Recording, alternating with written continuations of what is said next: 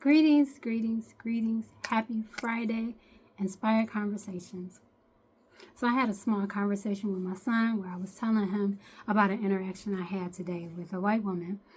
It wasn't bad. I just know I made her uncomfortable. I could tell it was very clear. And I didn't really get it. She was clearly uncomfortable with me.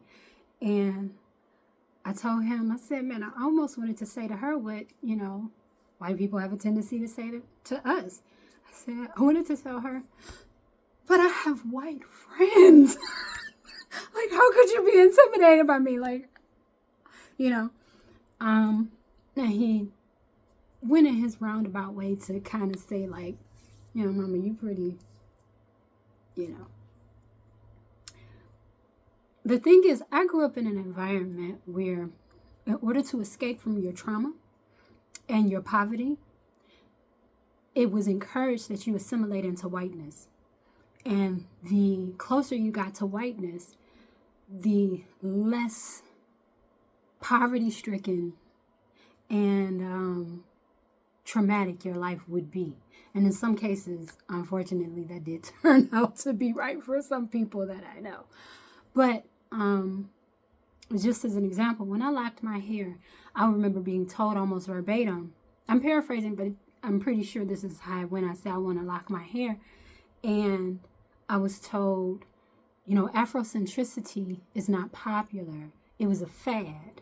And locking your hair and being too black will not get you into the doors that you want to get into. You won't go the places you really want to go. So, unfortunately, me being me, unfortunately and fortunately, right? Me being me, I locked my hair anyway. It didn't matter. And whatever happened, happened. Because for me, if I'm supposed to be there, I'm going to be there. And I should not have to make myself smaller for somebody to feel comfortable and accept me. And that also speaks to, I saw the thing with the Met Gala where everybody looks fantastic to me. Fashion is fashion. Do what you do. But I was actually really, really disappointed in Whoopi Goldberg because she looked fabulous to me. But they asked her, what did this Met Gala mean to you? Because it was about black dandyism. And she said, it means they see us. Why are we so...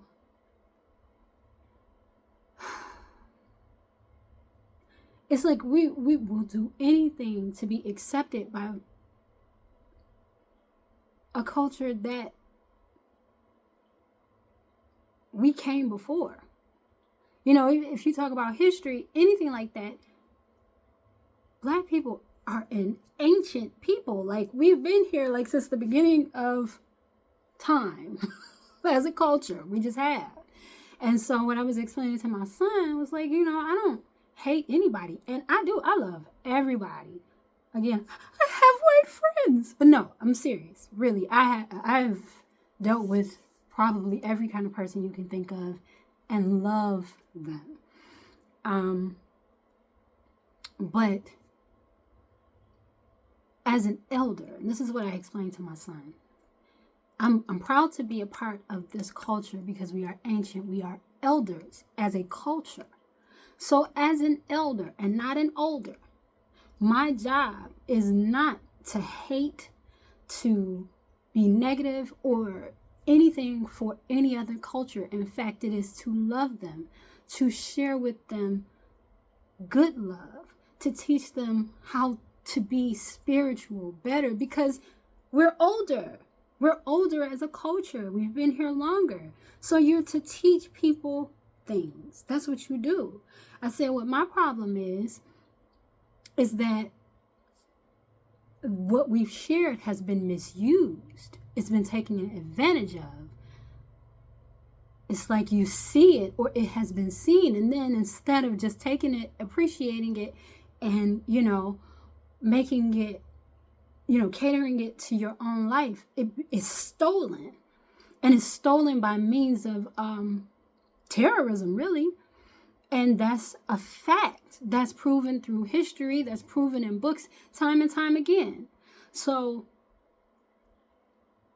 I do not accept the ideology that I need to assimilate into a culture that is younger than mine.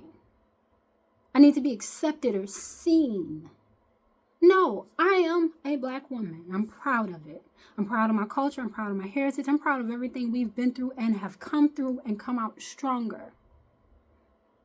And honestly, it doesn't bother people who don't misuse what who aren't thieves.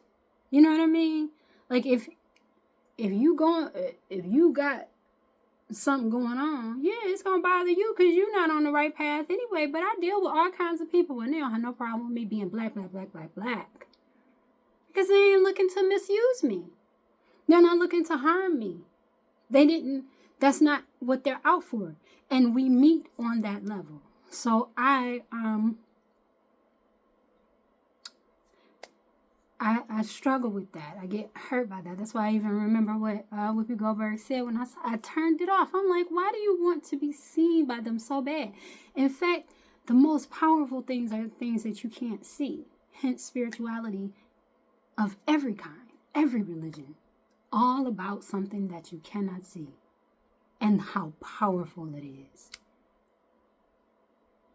Not going to pack myself down for nobody. Not going to repackage or repurpose myself to fit into any doors. If the doors don't open, they're not for me. And I certainly am not about to try and be less of myself to make somebody comfortable. Not going to do that. Y'all be well and stay well. Inspire conversations. Happy Friday and happy Mother's Day because I probably won't be back around. Peace.